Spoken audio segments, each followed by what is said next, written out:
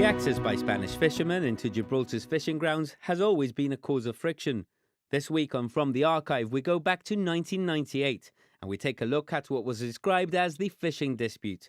Many of you might remember this if instead we refer to it as the Piranha incident.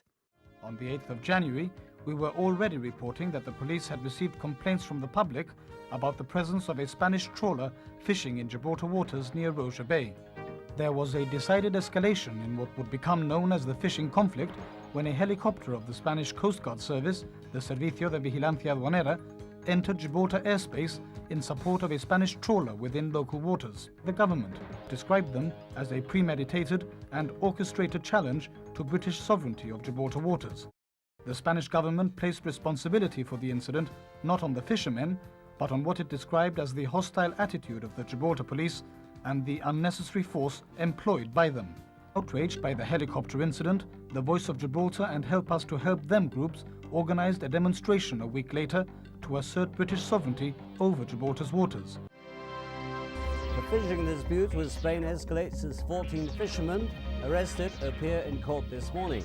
The 14 fishermen arrested early this morning were driven to the magistrate's court around midday today. Speaking on Spanish television, Senor Matute said he had a lot of patience, but he was no longer willing to tolerate a continuation of the present situation.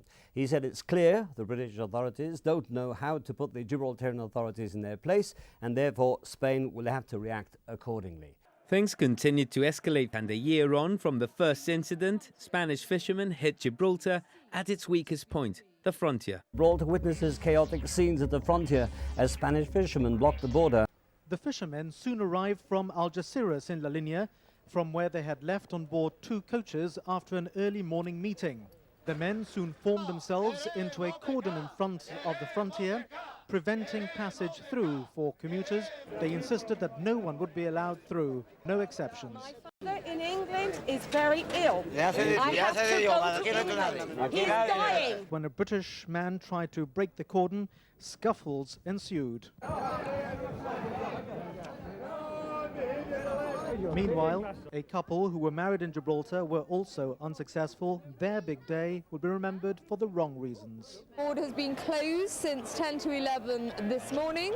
No traffic and no pedestrians are crossing. Having reached tipping point on that night in January 1999, frontier fluidity resumed 24 hours later with the promise of talks.